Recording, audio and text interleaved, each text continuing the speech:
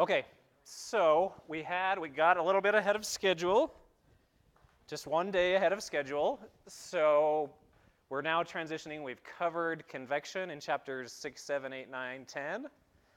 We're now going to be, the next chapter is chapter 11, which is heat exchangers. So Dr. Pershing will cover that starting on Monday. So because I don't have an exam review scheduled between now and your exam on November 8th, we're going to be reviewing concepts from convection today. So these are going to be example problems, but this is also a nice opportunity to test yourself and see how well these concepts are sinking in. And then you still have a couple of weeks to help figure out where your weaknesses are and what concepts you're not grasping and try to get those to sink in.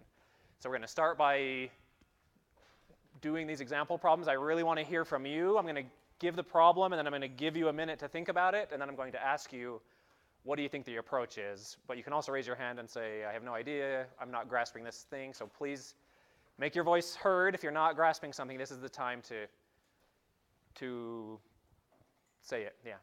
Yeah, John? Patrick, man. Okay. Patrick.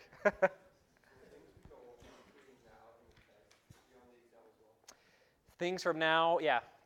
So basically the thing that you're going to learn now, between now and the test, is going to be heat exchangers.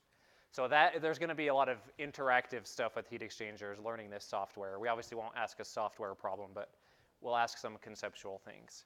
However, some of that, I'm actually going to be covering a heat exchanger problem or two today, and you'll find that knowing convection and being able to do these energy balances, you're actually not that far away from solving some of these heat exchanger problems. Plus, you already solved some in your homework, or those of you who did not procrastinate the homework have solved those heat exchanger problems and are starting to get a grasp on how a heat exchanger works. Okay, this first problem is more frivolous. So I have a friend on Facebook that posted this. So we're going to read through this and answer these questions. This isn't an exam problem. But, okay, so this is a thermal image of a dog with a lion-cut shave. The portion of its non-shaved body, the head and chest, is temped. By that they mean they measured the temperature at 24 degrees C, and the other shaved portion of its back is temped at 30 degrees C. The hair is present for several reasons, mainly for thermal regulation. Shaving a dog does not make it cooler, and you're not helping them. Dogs who have dual coats should not be shaved. You're risking ruining their coat, putting them at risk for a sunburn, and overheating. Okay, so maybe you guys are already experiencing this. You see these little memes pop up on social media, and it's, for me, sometimes there's like a political slant to them, and the thing that always offends me is when they present false information, like from an engineering standpoint. The politics aside, it just really bothers me to have people put out little blurbs with just factually incorrect things. So this one may or may not have factually incorrect stuff in there, but it relates to heat transfer. Okay, so speaking purely from a heat transfer point of view, are there any inaccuracies in this statement? Okay, someone's saying yes. All right, so let's think through this. What might be less than 100% accurate about this? And I'm not taking any particular stance on whether you should shave a dog or not, although it looks stupid. Yeah, back there? The temperature that it's reading, one's like directly on the skin, one's like at the end of the hair. Okay, great. So we're reading these two different temperatures. So yeah, 30 degrees basically right on its skin, and then 24 degrees on the hair. Okay, so the argument they're making is, well, it's hotter there on the skin, so that you're obviously not helping the dog get cooler because we're measuring the temperature and it's hotter there. So that's a great point. You're not measuring the same point on the dog, okay? Any other things you guys want to point out? Yeah. Like when you have like a furnace, like a kiln, the outside's colder than the inside. Okay. So when you have a furnace, yeah, you measure the outside being colder than the inside. Great. Yeah. So what methods from heat transfer would you use if you wanted to be annoying, and I had to really resist not just saying, oh, by the way, I teach heat transfer, and this is wrong, and this is wrong. But, so how would you analyze this from a heat transfer point of view? What kind of tools could help you disprove some of the information in here? And I have no idea whether shaving the dog is good or not. There's obviously a lot more factors than this, but how could we justify this from a heat transfer point of view? So let's say the dog, neglecting like direct sunshine hitting it, which may or may not cause a sunburn, probably would be more prone to sunburns. Let's say we take the sun out of it, the dog's sitting in the shade. Is the dog going to be cooler because it's been shaved on that part of its body, or hotter? So they're saying it's hotter. You shave that dog's part of the body, so it's hotter because we measured it and it's hotter. So would the dog actually get cooler?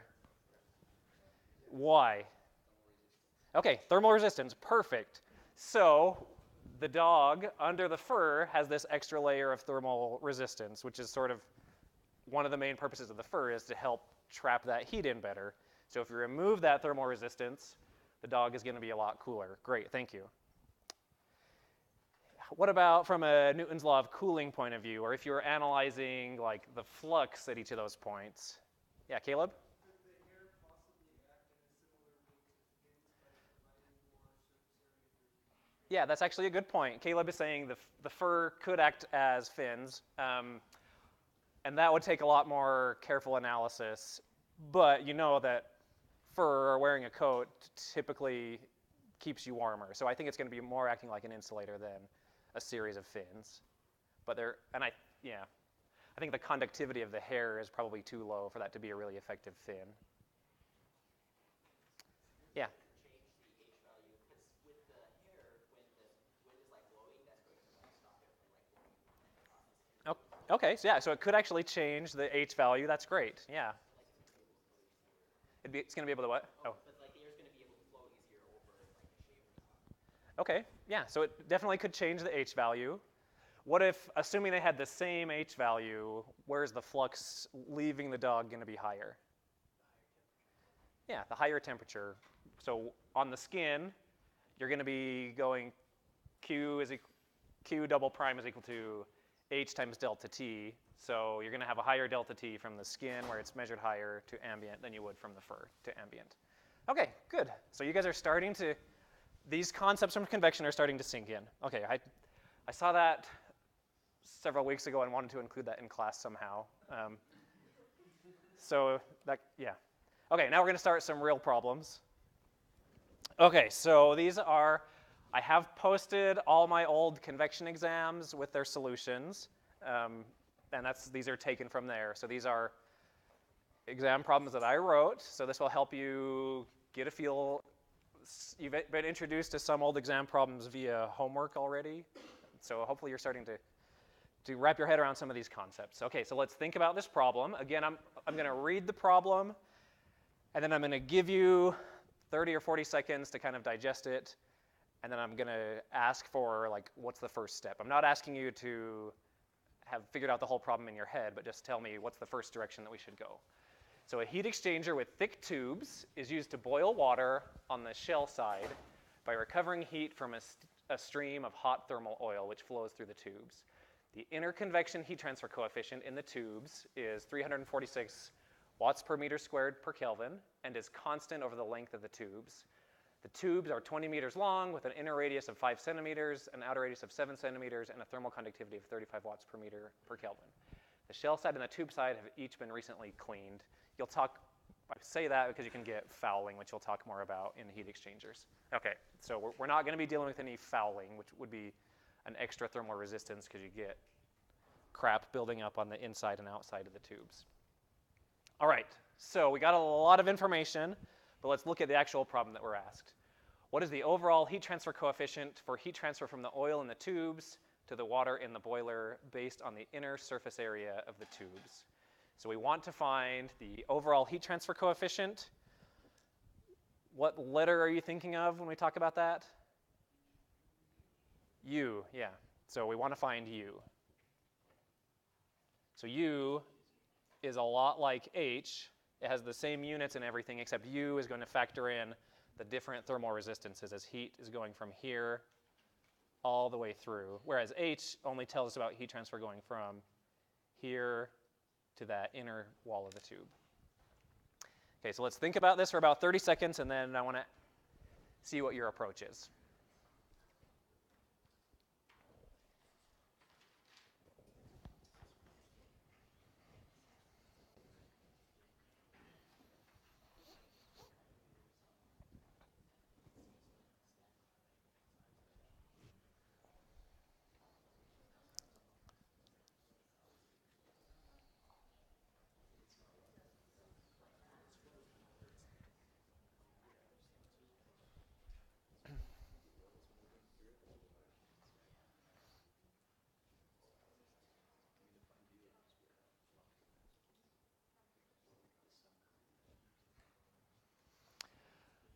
Okay. Who feels like they know at least a first step to take on the problem?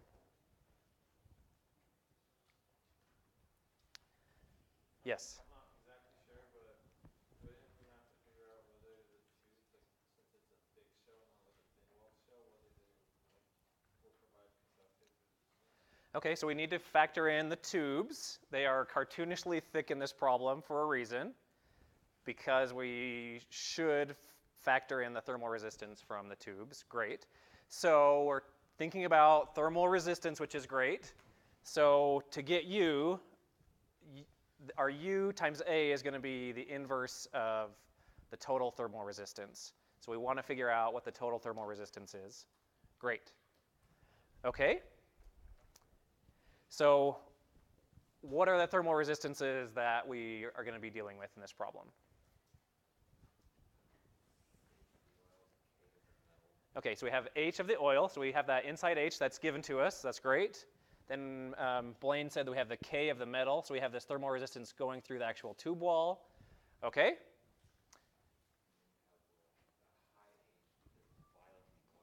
Okay, and then we've got this HO. Okay, so 3 thermal resistances here.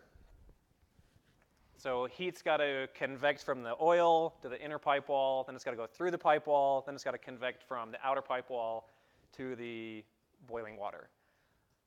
Are we given any information on the water, the boiling water on the outside? Yeah, Chris? Since it's boiling, can't we, won't the resistance be really small? Yes.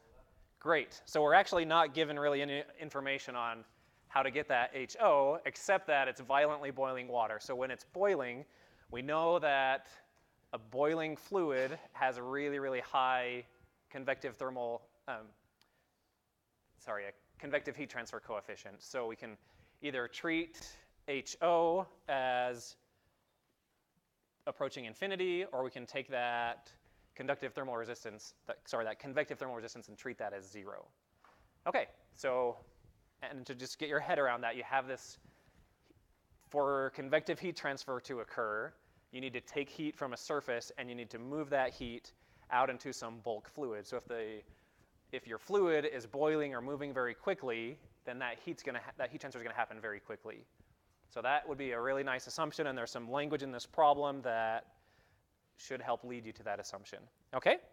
So now let's talk about the actual math here. So how would we calculate, well, what's the first thing we need to calculate?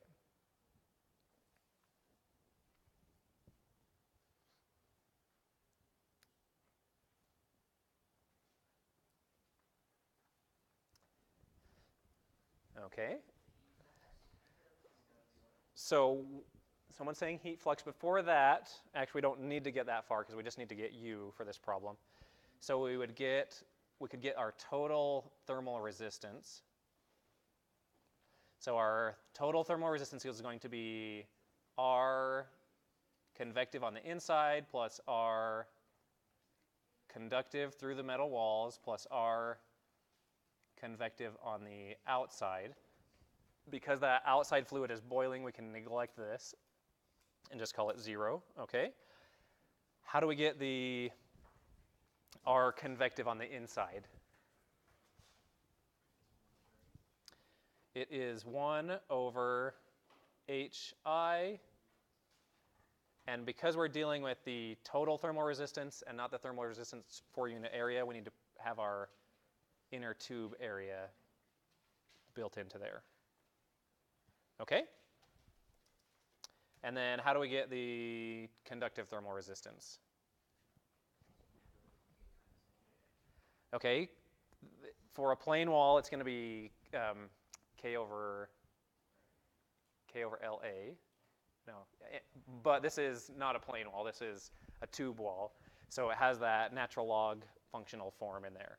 And this would be on your equation sheet. But it's important to know the difference. And so we take natural log of R2 over R1, divide that by 2 pi LK. All right, so that is our total thermal resistance. Okay, how do we go from total thermal resistance to a U value? Yeah. Okay, so very close. So he's saying it's just the inverse of our total, and that is very close, except it's actually, you have to have this UA product. So we're asked to get U based on the inner surface, which is actually different than U based on the outer surface. So the product of them is the same. So our UI times AI is equal to UO times AO. But because we're talking about a different surface area on the inside versus the outside, then our U is going to be different. So when you're dealing with radial systems, you have to factor in the different areas for heat transfer, and that impacts what your U value is. So you have to define whether you're talking about the inner surface or the outer surface. Okay, but we can use this equation, and we can go ahead and if we go and solve this, I'm going to skip some algebra here. Then we get U based on the inner surface is equal to 1 over HI times AI plus the natural log R2 over R1 divided by 2 pi LK. We take the inverse of that whole thing and then multiply that by 1 over AI. So just skip some algebra there. We end up with a U equal to 296.7.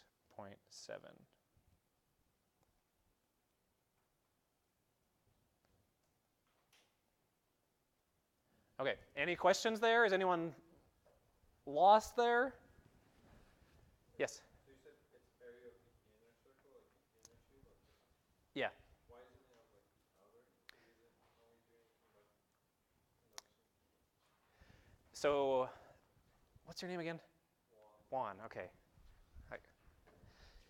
So why is it the inner versus the outer? That was sort of just arbitrary. You could pick either one, but because your surface area is different from inner to outer, that changes the value of your U. If it's a plain wall system, then they'd be the same regardless. But for a radial system, you have to factor in the area.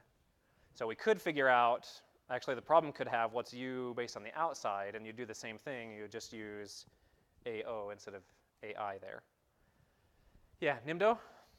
So the convection of the outer goes to 0 because it's violently boiling. Yeah. I'm still kind of lost about why that's true. Okay, we neglected it. It wouldn't actually be 0, it would actually be some number, but in comparison to these other thermal resistances, we're making the assumption that it's very small. So that's one of the key takeaways from boiling and condensation is you end up with H values that are very, very high, and that corresponds to R values that can be negligibly low depending on your system.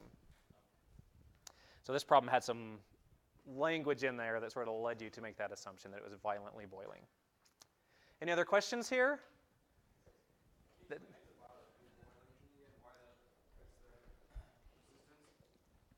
Okay, so the question was, explain the violently boiling, why that lets us neglect the thermal resistance. That's just when we covered boiling, that was one of the key takeaways, was that you get very, very high heat transfer coefficients. So in certain cases, you may be able to neglect that term. You may be able to neglect the resistance term. And the reason for that is, so convection happens when you have heat transfer occurring between a surface and a fluid. So basically, the more that fluid is moving, the more mixing it's going to do. So you have a perfectly mixed fluid, that's going to pretty much immediately remove heat away from your surface because it's just mixing it up so fast. So that heat gets from the surface into the bulk fluid almost instantaneously because it's just mixing so quickly. Yeah, Blaine? Point of clarification, I thought my understanding was the violently boiling creates a gas, the vapor around it, but at that temperature, the radiation term overpowers it. So that's what makes that last part increase, not because. So Blaine is saying, so. I misunderstood what you said then. Okay, yeah. Because we're not going that complex actually. So Blaine's asking about that pool boiling curve when you get the vapor blanket that forms and then radiation over power. So in this, we're just basically saying heat transfer coefficients are so high, you'd still be in the transition boiling region or the nucleate boiling, just you'd be at the peak of that curve basically. So we don't need to analyze the boiling. Basically, the key takeaway here is that boiling lets us make this simplification that makes our problem a lot easier to solve. Yeah, Patrick? So should there be a 1 over AI times the thing in the parentheses on the U? Because would that make sure when we plug it in, it just cancels out with the A? Should there be a 1 over AI times the thing in the parentheses? Oh. So you have a U I is equal to this parentheses 2 nines Uh-huh. multiplied by 1 over AI. Uh-huh. So that means when we plug in that U, that'll just cancel out with the AI in the outcome equation. There isn't 1 over AI. Are you talking about this guy here on this side? Yeah. Yeah, we should have that. In the U expression. Uh-huh, yeah. So if you went through the algebra, I skipped a bunch of algebraic steps here. And this problem and solution have both been posted on Canvas, so you're free to go back and read the problem and look at the solution, which pretty much looks like this. Okay, so next problem, we're looking at that same heat exchanger, except we're going to change the U value. So consider the heat exchanger from the previous problem. This time we're looking at, it has all 5 of these tubes. So the oil's inlet temperature is 800 Kelvin, and it has a total mass flow rate of 1 kilogram per second with a heat capacity of 2300 joules per kilogram per Kelvin. The water is boiling at a temperature of 520 Kelvin. Assume that the overall heat transfer coefficient based on the inner tube surface area is 458 watts per meter squared per Kelvin. What is the temperature of the thermal oil in the tubes at a particular distance of x equals 8 meters after entering the heat exchanger? Okay, so we're taking that same system, except now we're not trying to calculate U. We've been given U, so we're trying to use the information, that the U value and the geometry of our system to figure out how do we calculate that inner fluid temperature as a function of distance down the tubes. So let's take 30 seconds again. I want you guys to be thinking and trying to process this because you're going to have an exam problem that has some of these same concepts in it, so it's a good exercise. The good news is you still have a couple of weeks to figure out some of the things that you may not be understanding now.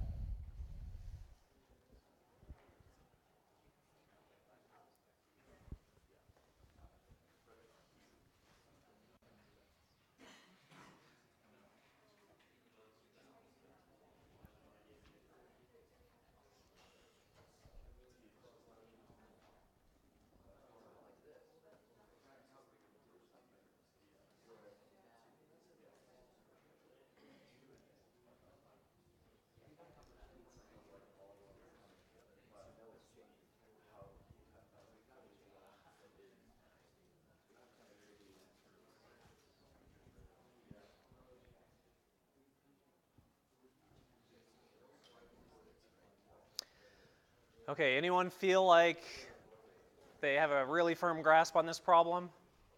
Or some vague ideas? I'll accept vague ideas as well. Yes? I'm thinking you have to find a temperature profile for the rod. You're thinking what?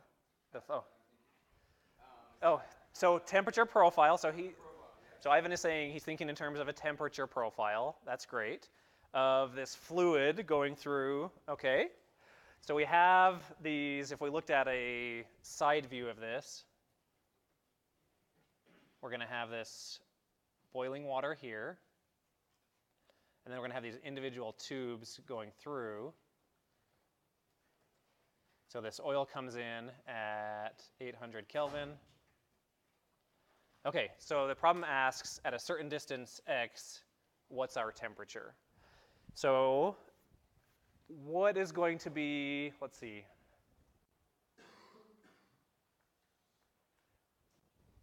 What's going to be basically this boiling water temperature as these tubes go through? Say that again? Well, we're assuming it's slightly pressurized. So it's actually boiling at 520 Kelvin. And you could do that if it's pressurized. But, so we know at a certain pressure, we know what temperature that water is going to boil at, right? So because it's boiling, it's going to stay at that same temperature. So effectively, this is all going to be, our surface is going to be at a uniform temperature, or this outside fluid is going to be at a uniform temperature. So we have one fluid going in, and it's just a liquid. So it's going to be exposed to another fluid at a uniform temperature. So what, if we were to draw this, and we had our, actually it's this way. Our oil comes in at 800 Kelvin. Here's that water temperature. I'll call that TBW. Here's our X, here's temperature. What's that oil temperature going to do as a function of X? All right, Ivan is making hand gestures, and he's got it. So it's going to exponentially approach the temperature of the water. So we want to come up with an equation that at a particular X will know what that temperature is going to be. So what's the functional form of that line? Exponential. So there is a log in there, but once you go through and substitute all your initial your boundary conditions in it, the temperature profile itself is exponential. So let me pull this up really quick.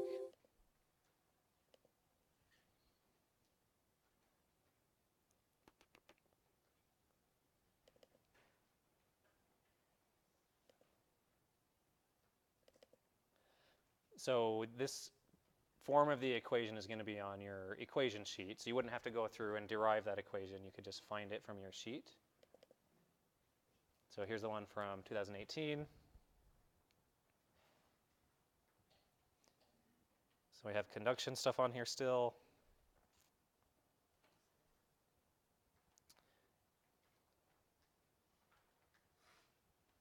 All right, so seeing any good equations on here so far? So, yeah, so this one is very similar. And then this one is also similar. So we're dealing with, it's not just convection, we're dealing with a U here. So this, we could basically just realize that this is a fluid going through a pipe. Over time, it's going to exponentially approach the T infinity. So here, T infinity would be the temperature of the boiling fluid. This would be our oil's inlet temperature. This would be our oil's outlet temperature. And we could just factor in our X into that surface area. So really going back to the problem,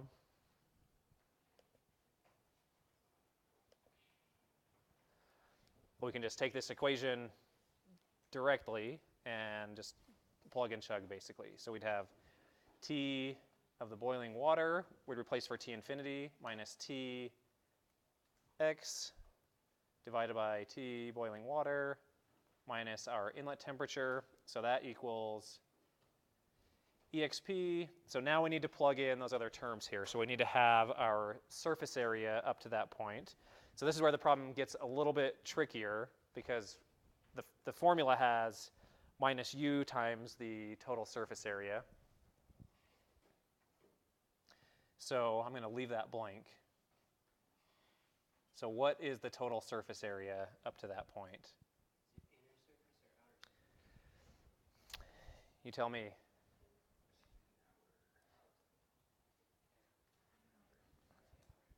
So we're given U based on the inner surface area. So because our U is the U of the inner surface, then we would use the inner surface area. Okay, so what is that surface area up to, from the start up to X, how much surface area has our fluid been exposed to? So how do you do the inner surface area of a tube? Okay, so we'd have pi times the diameter. That's the perimeter, okay? Blaine said L. Here we would just plug in the value of x because we're not talking about the full length. We're just talking about an intermediate point. So here we just do pi d x, okay? We good there? Say that again? We still have our bottom term. That just comes directly from the equation. So that's just m dot Cp. Okay, there's one other thing here that we've got to consider. So this isn't just a single tube. This is 5 tubes. So we have this mass flow rate of 1 kilogram per second, but that's going to be evenly distributed among those 5 tubes. So how do we handle that in our equation? You guys had a homework problem very similar to this, I believe. Okay, so we'd want to multiply our area by the number of tubes. Great. Another thing here, another alternative would be we could take the mass flow rate and divide that by the number of tubes. So we could also take that guy and divide it by number of tubes. You'd only want to do one of those things. Yeah, Caleb, did you have a question? Oh. Yeah, you could basically take that mass flow rate, divide it by the number of tubes, and then just consider one tube individually.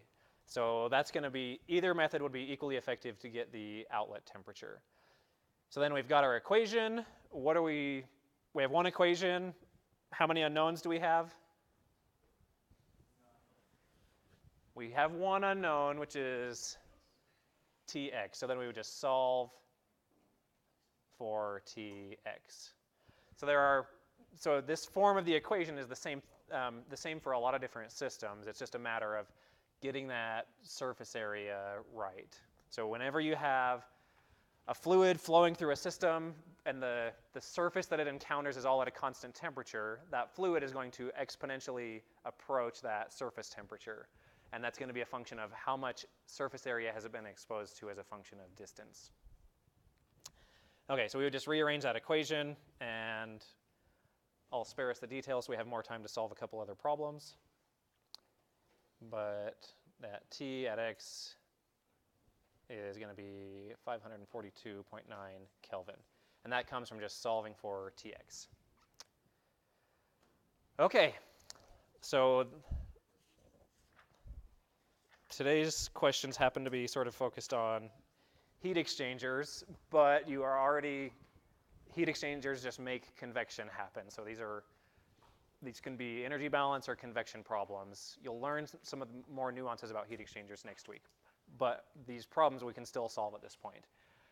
Okay, we covered in your homework from this week, we covered counterflow and co-current flow or parallel flow heat exchangers. So this one, I use the language co-current flow. That means the two fluids are flowing in the same direction. That's also called parallel flow. So two fluids, fluid A and fluid B, enter a very long co-current flow concentric tube heat exchanger under the conditions listed in the table below. The process is at steady state. What is the outlet temperature of fluid A in degrees Celsius? Let's focus on that one first. So we're given all the different attributes, the mass flow rate, heat capacity, and inlet temperatures. We're not given any information about the heat exchanger itself other than it's very long. Okay, so I'm going to give you 30 seconds to think through how you might solve this problem. And I'll give you a hint that an energy balance can be really useful here.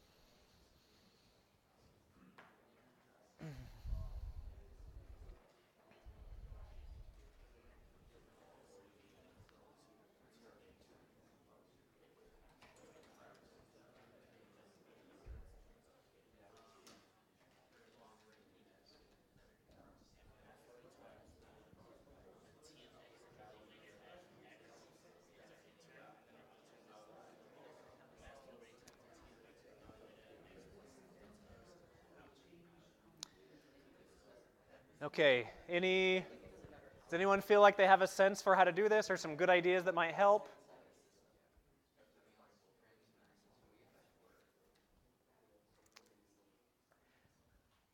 So one trick that can be useful is to do an energy balance, as we've covered multiple times in this class. So what is our energy balance, or how can we balance that energy?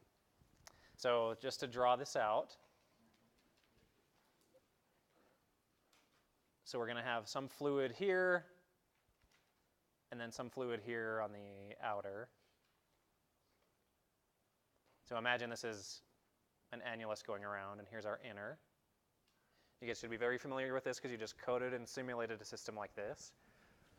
The heat exchanger you simulated happened to be quite long when you did the parallel flow. Let me ask, was that parallel flow heat exchanger that you simulated or you're still working on, was that an effective heat exchanger design? Why not?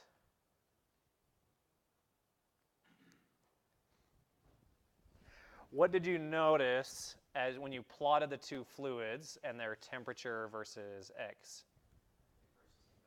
Okay, they approach the same value. Great.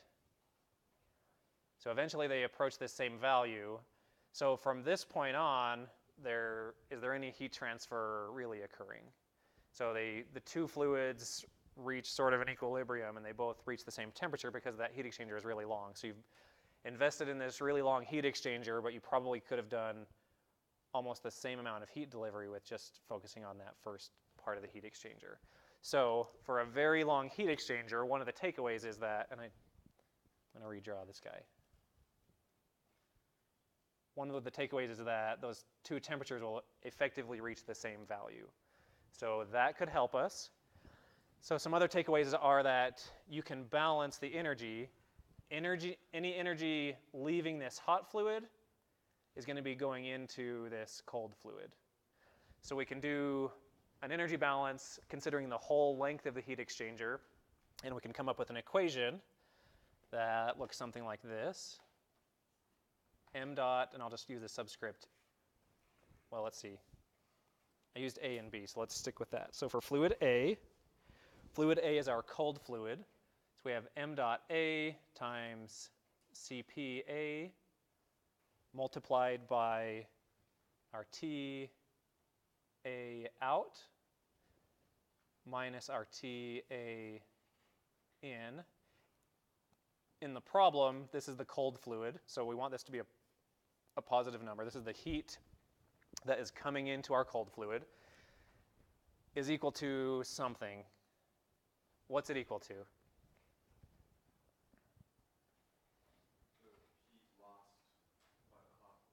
Okay, perfect. Thanks, Donovan. So it's equal to the heat lost by the hot fluid. So that's going to be M dot B times CP B.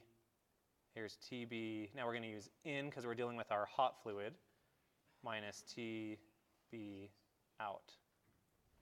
So basically this is saying that the total enthalpy change experienced by the cold fluid is equal and opposite to the total enthalpy change experienced by the hot fluid because energy is flowing from that hot fluid into the cold fluid. So that's an energy balance. So that gives us an equation. So we've thought through our system. We've come up with one equation. We are asked, specifically, we are asked to figure out the outlet temperature of fluid A. So we want to know this. So that's an unknown. So here we've got one equation and how many unknowns?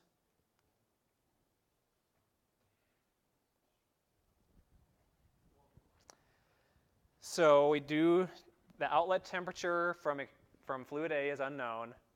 We also, unfortunately, we have two unknowns because we also don't know the outlet temperature for the outlet fluid, the outlet temperature of B. Caleb?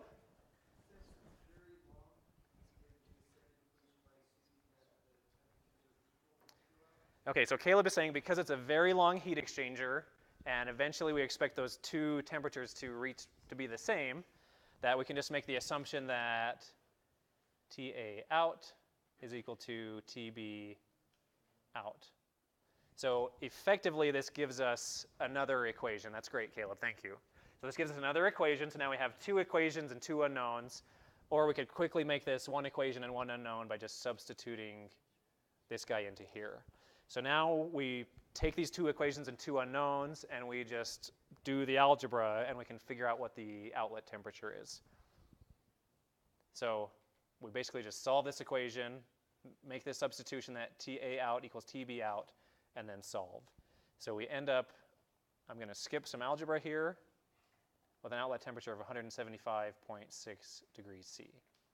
So this isn't how you'll solve all of these problems, but in a heat exchanger, you can do this energy balance that the enthalpy change of one fluid is equal to the enthalpy change of the other fluid, equal and opposite. So the heat leaving one fluid is the same as the heat going into another fluid. So that's a very valuable tool.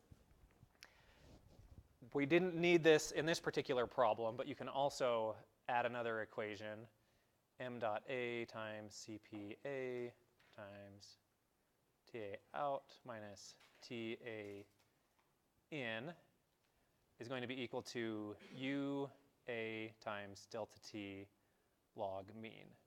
You'll get more into this when you talk about heat exchanger, but this is another way. If you know more about the U value, which we know nothing about, and the A value, which is basically infinity in this case because we were assuming a very long heat exchanger, then this is another equation that might come in handy.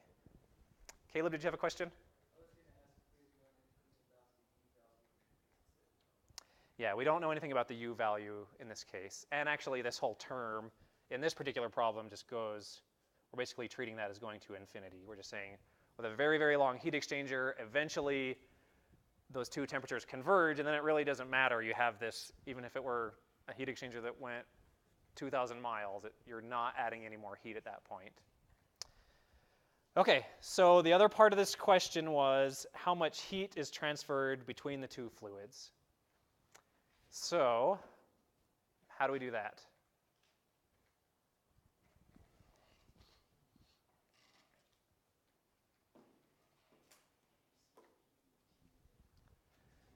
So MCP delta T, so it's just equal to m dot CP times delta T, and we could do that for either fluid. They should be equal because of this equation up here. Okay? All right, let's see if we can, we got 2 minutes left, so let's see if we can at least get some concepts out there. So water enters a pipe at a temperature of Tn with a flow rate of m dot and a heat capacity Cp. Instead of having uniform heat flux, the pipe has a heat flux that increases with respect to axial distance down the pipe, such that the flux is equal to A times X, where A is a constant. The pipe has an inner diameter d. Using a differential energy balance, develop an expression for the mean temperature of the water as it travels down the pipe in terms of the variables given above. So there's definitely some language in there that tells you the approach you should be taking. Let's just try to go through this really quickly. So we want to get Tx. So we have fluid going through a pipe. So that pipe is heated, except that the pipe is heated and we're adding more and more heat as a function of distance. So our flux increases as we go. So how do we tackle this problem?